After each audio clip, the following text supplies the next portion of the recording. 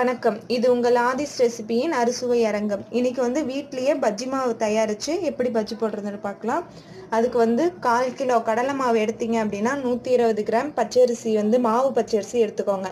இந்த அரிசியை ஒரு அரை மணி நேரம் ஊற வச்சு அது கூடவே இந்த 7-8 வரமிளகாவையும் ஊற வச்சு நல்லா அரைச்சி எடுத்துக்கோங்க. அது கடைசியாக நல்லா நைஸாக அரைப்பட்டதுக்கப்புறம் கடைசியாக இந்த பூண்டை ஒரு 4 பூண்டு பல்லை போட்டு அரைச்சிக்கோங்க. தேவையான அளவு உப்பை வந்து அதுலேயே ஆட் பண்ணிக்கோங்க. உங்களுக்கு வந்து பூண்டு போட பிடிக்கல அப்படின்னா அது கூட வந்து பெருங்காயத்தூள் வந்து ஆட் பண்ணிக்கோங்க. இப்போ பார்த்தீங்கன்னா நாங்கள் ஆல்ரெடி இந்த மாவு வந்து அரைச்சி எடுத்து வச்சுருக்குறோம். இந்த மாவை பாருங்கள், இந்த மாதிரி நைஸாக இருக்கணும். தண்ணி ஊற்றிருந்தாலும் பரவாயில்ல. இப்போ வந்து இந்த மாவு கூட ஃபஸ்ட்டு வந்து நாங்கள் அடுப்பை பற்ற வச்சு எண்ணெயை வந்து காய வச்சிட்டோம்.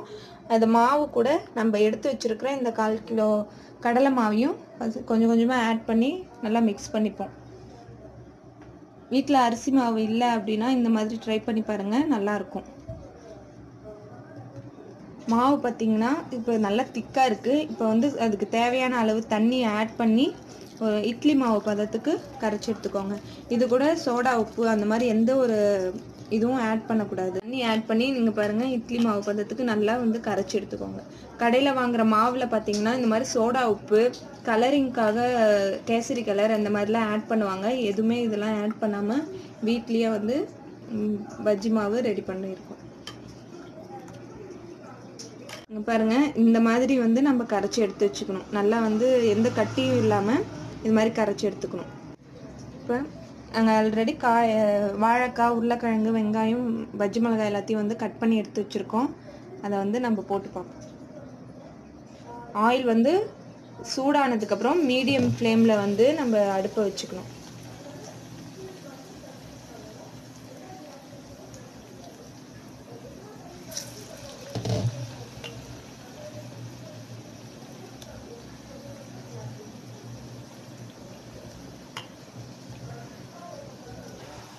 பஜ்ஜியை வந்து உடனே பிரட்டிடாமல் அது கொஞ்சம் ஒரு சைடு வந்து நல்லா வெந்ததுக்கப்புறம் அதை பிரட்டி போடுவோம்.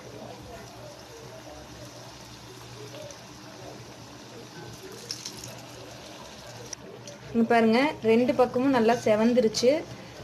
இப்போ வந்து நம்ம எடுத்துருவோம்.